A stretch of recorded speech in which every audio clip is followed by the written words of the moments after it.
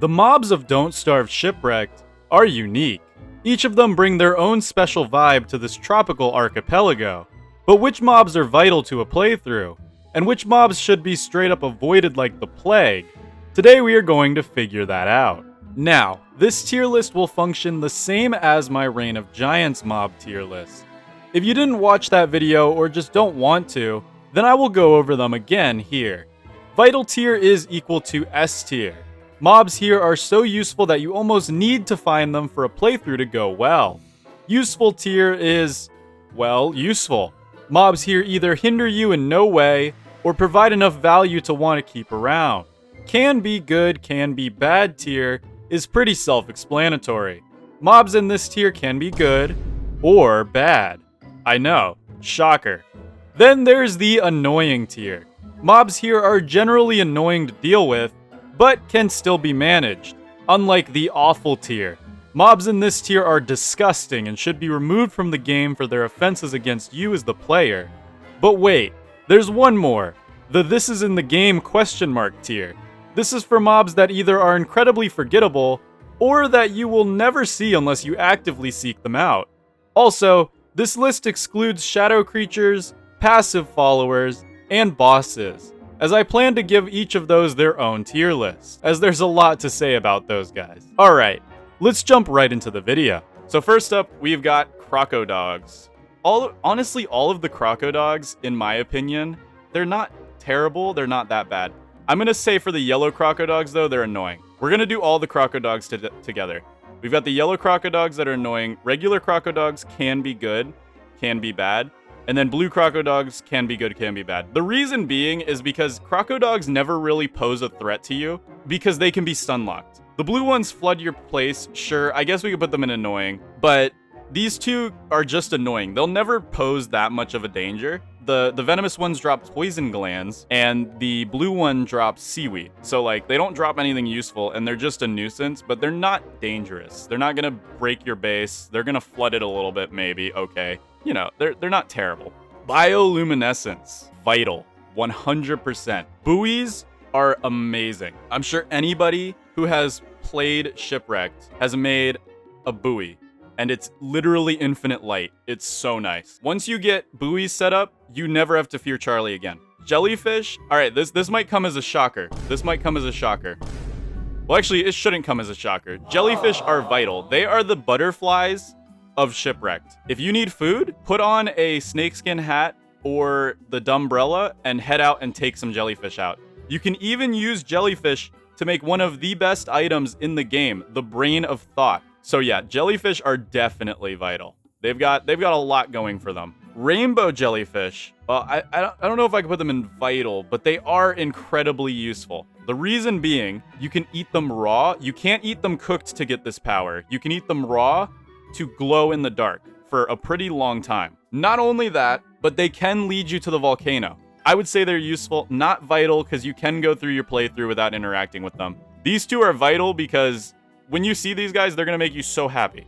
They're going to make you so happy. They're going to feed you, and they're going to keep you safe from Charlie. We've got Wobsters, and obviously these guys are useful. They don't hinder you in any way, so I can't put them in can be good, can be bad, because they can't be bad. And realistically, you could set up lobster traps and make some pretty powerful dishes. So yeah, I don't have much to say about these guys because I don't do much with them. Yarktopus. I can never find Yarktopus. But for those of you that can find Yarktopus, Yarktopus has got to be in the vital tier. The trades that Yarktopus gives you are insanely overpowered. A very low vital, but vital nonetheless, because when you see Yarktopus, your quality of life is going to be much better. And yeah, I guess that gives more of an emphasis for Wobsters because these guys give you a cannon now. So if you find these guys, you get a cannon. We've got the baby seal, dude. These guys are, I mean, look, they're useful because they don't fight back. This is the byproduct of fighting Sealnado. This little guy is cute, and it's completely optional if you want to take them out or not. You probably shouldn't because, I mean, look at that. Look at that face, dude.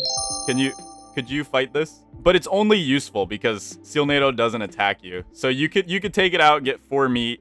You do get a free Krampus if you take it out, but like, can you live with yourself for that? All right, we've got the 2 whales. And honestly, I don't hunt whales that often in Shipwreck. They don't provide that much. You know what? It seems to be the general consensus in chat is negative towards these guys, so I'm gonna be negative as well. These guys are annoying, but it's not like they're hard to fight. They're not crazy hard to fight, but you have to wait 3 days to pop them. You have to, like, they're just annoying. And then when you pop them, a bunch of sea hounds come to eat all the meat, so you can't even get any of the meat because the sea hounds come and they eat the meat. And then it's like, what did I do all that work for? We have ball fins, and dude, these guys are cute. They're useful. They're useful. In fact, if you're having trouble surviving crocodog attacks, just bring them to these guys and they will shred them. Anything that is hurting you or bothering you, these guys will shred them. Sea hounds. These guys are the epitome of annoying. They spawn randomly when you're like dropping meat in the water or doing anything in the water, you know, taking out mobs in the water, cutting open a whale that's been bloating for 3 days.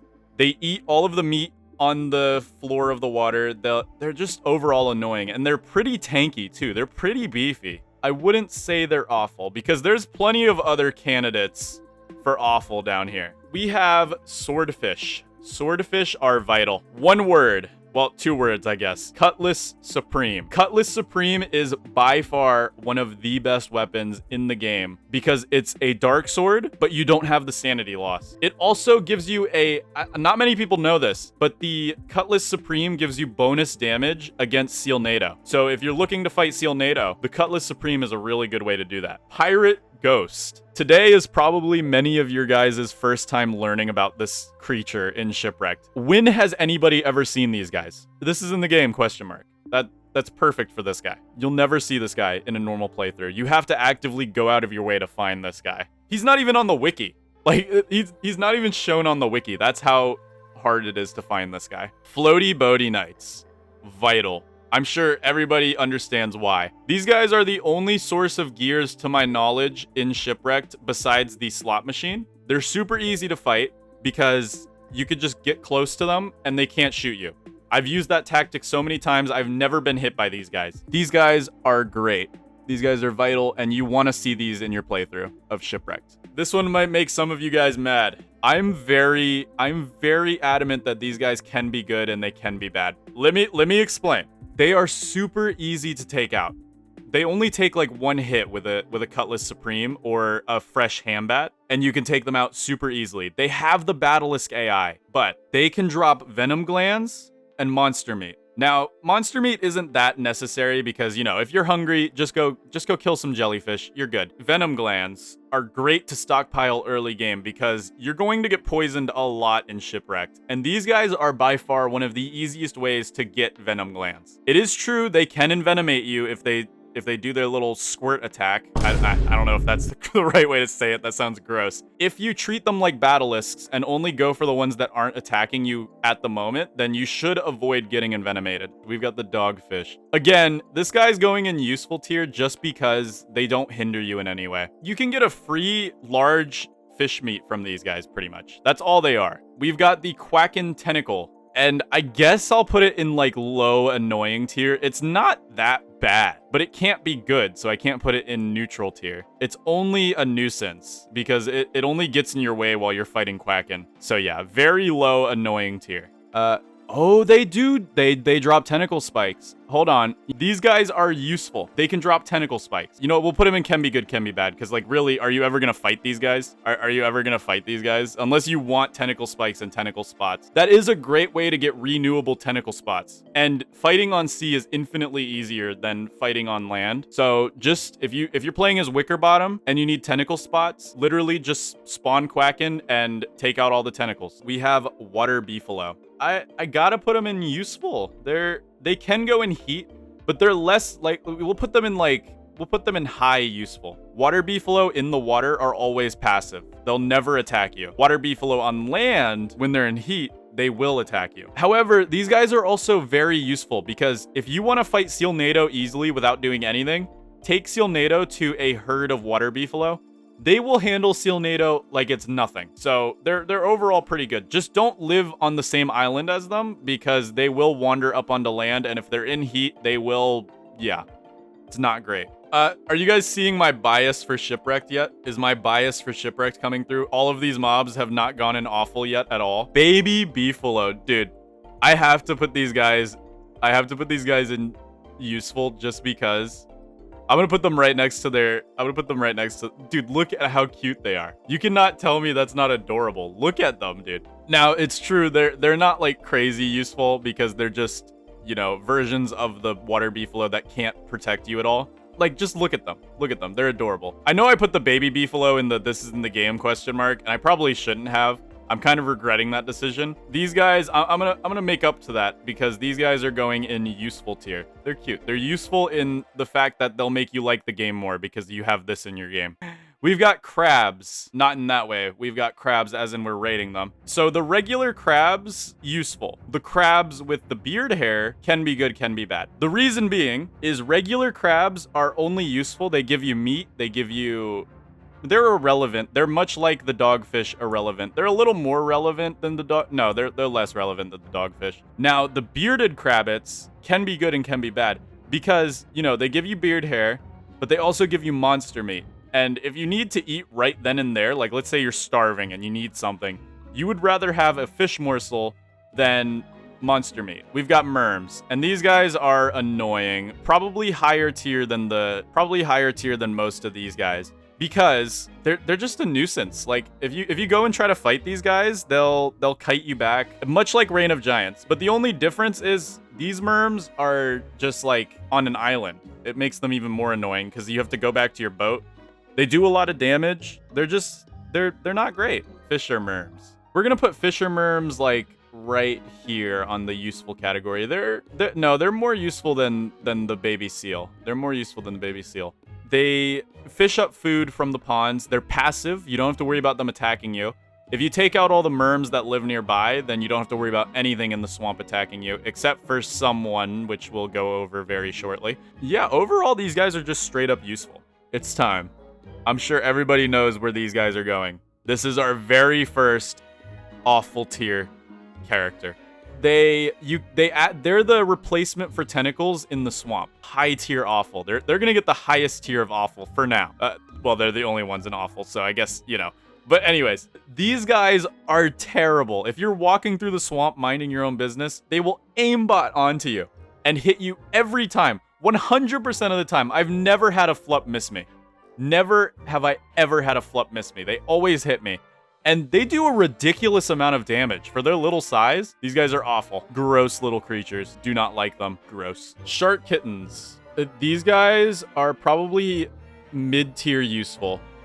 Probably a little less than these guys because these guys can spawn tiger shark if you know how to use them properly. They're kind of like the moslings of Shipwrecked. They spawn tiger shark. They can drop the scales, but like I'm not gonna kill these guys because look at them, dude. How could you do that? You monster. They do drop the scales though, or the gills if you need those for the Dumbrella. Yeah. Spare the children. Just get tiger shark to come, and then you could spare the children. All right, but they're still useful for that reason. I could never advocate taking out shark kittens though, dude. All right, we've got spiders. And I think these guys are going in the highest tier of vital. Much like Reign of Giants, these guys are great. You get infinite silk, infinite monster meat, and infinite spider glands. Silk is really useful in the Shipwrecked DLC. It's actually very useful in the Shipwrecked DLC. There's a lot of things you need. These guys are great. These guys are amazing. You get the big three, and that makes them great. Spider warriors, on the other hand, awful. They're less awful than flups because you can control them. If you're smart, you'll never fight one of these guys. You never want to fight one of these guys. They're a completely optional battle. But if you do happen to wake these guys up, you run and you don't come back. These are spider warriors. They do everything a spider warrior does, except they will envenomate you. Awful. Anything with a jump attack, I don't like. As you guys can tell, if you watched my Hamlet streams, I hate them. It makes these guys even worse that their jump attack will give you venom. It's terrible. Wow, we're back-to-back awful creatures, dude. Venomous mosquitoes. All right, they are much worse. They are much worse than the poisonous spider warriors. No, you know what? They're worse than flups. Venomous mosquitoes are worse than flups. I want these deleted from the game. This is definitive. If I worked at Clay, I would delete these guys from the game. Yes, they drop a decent healing source, and they do drop venom glands, and they're easy to take out if you manage to hit them first. You have to hit them first, though. If they hit you, you're envenomated. Good job. Good luck dealing with that. I mean, yeah, it's easy to deal with venom, but it's just straight up annoying. And it can be devastating. Let's say you need to eat a venom gland now or something. Like, it's just awful. These guys are awful. The definition of awful is this creature right here. All right, we've got regular bees and killer bees. These guys are going to get useful, probably low tier useful. Actually, wait a minute. Higher tier useful. And I'm going to say that for both of these guys. Actually, the killer bees I'll probably put in the high tier can be good, can be bad. They'll be high tier, can be good, can be bad. Because boat kits, yes.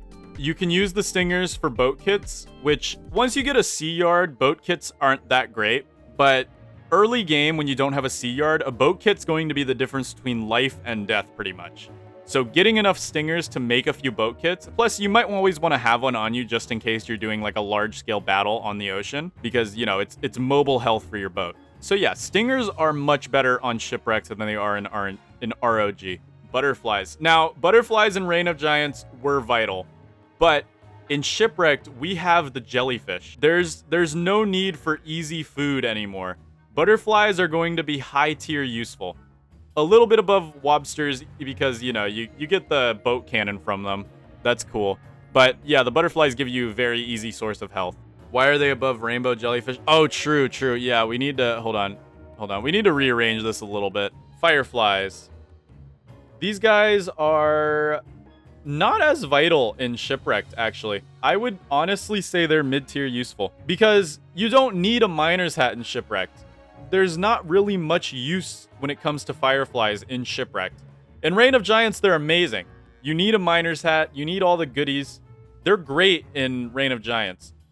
But in Shipwrecked, you have so many other sources of light that fireflies are just kind of overshadowed. All right, we have the small bird and the teen bird. You guys know where this is going. This was the same ranking for Reign of Giants. Who does this? Who hatches tall birds? Who hatches tall birds? I genuinely would like to know. Tall birds, however, they're also pretty rare in Shipwrecked. But I've got to put them in useful because they are still as useful as they are in Reign of Giants. They're free 2 big meat. That allows them to get the useful category. I am going to put them low tier useful, though. They're much lower than what you would expect for a useful tier. Let's go for the Doidoi family. All right, dude. This baby Doidoi, dude, they're so adorable. Look at this thing. Look at this thing. I'm giving it a high tier just because of how cute it is. It's going above. The baby Doidoi goes above the water beefalo just because of how cute it is. Vital? You guys are saying vital? You know what? Yeah, vital. Above spiders. It's too cute. You need to see this in your world to have any happiness. If you don't see this, your life is just gonna be like meaningless and Shipwrecked. You need to see this. The teen Doidois, however, they kind of lose their cuteness with age. They'll go to useful, and then the adult Doidois are less cute as well. However, Doidois are also we do have to talk about the real game aspects of these guys. Realistically, they are a kind of low tier vital because you can use these guys to farm Krampus super easily. So I would say these guys are low tier vital. And if you don't know how to farm Krampus efficiently with Doidois, if you take a Doidoi to another world, so let's say you take Doidois from Shipwrecked to Reign of Giants. If you only bring one Doidoi over and then kill it, it will immediately spawn a Krampus, which is great. And you get the drops and everything. You can also use Doidoi feathers as a really good way to appease the volcano. In fact, they're going higher. They're actually going next to spiders, and this is real. It's not like the baby Doidois obviously here is a joke, but these guys are actually really good. Maybe lower than bioluminescence. Oh, yeah. Yeah, they're lower than bioluminescence. Cormorants. Vital. In fact, the most vital. This might be a shocker. This might be a shocker to some of you, but for those of you who play Shipwrecked, you'll know exactly why. These birds drop roe. They are the only source of roe to my knowledge. Roe is infinite food. If you make a fish farm, you need roe to stock it. These guys are amazing because they will drop row. And then we've got the regular birds. All right, so parrots are useful. Parrots are useful, but probably low tier useful. A little better than, no, low tier useful. They're low tier useful. Worse than crabs because you barely do anything with these guys. Pirate parrots are high tier useful because they drop doubloons, and doubloons let you gamble. And of course, you know, that's a great part of this game. Seagulls, however, are mid-tier annoying. They eat things. They actually eat things. I don't know if you guys have noticed this, but I've noticed seagulls eating my food that I leave on the ground. And that makes them pretty annoying. They're easy to deal with, yes, but like they're still annoying. They're still annoying. They will eat things left on the ground, and it's not great. And then toucans, they're more cute than parrots in my opinion, so I'm gonna put them slightly higher. But again, they're just reskins of this bird. They just drop the jet black feathers. Don't you need a pirate bird for the pirate habitator? I think you do. I think you do need. Is it a parrot or a pirate bird? I think you need a pirate bird, right?